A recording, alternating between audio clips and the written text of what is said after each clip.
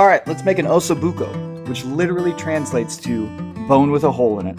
First off, we're going to start by chopping some onion, carrots, celery, and garlic for a nice mirepoix.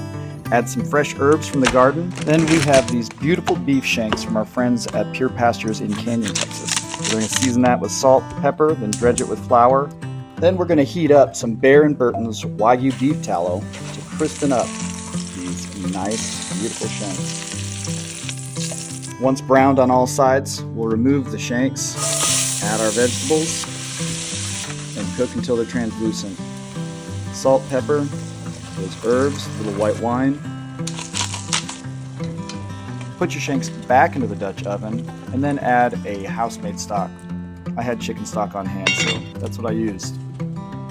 Then we're going to place our Dutch oven into a preheated oven at 325 for an hour and a half for some of the most juiciest meat that you've ever had.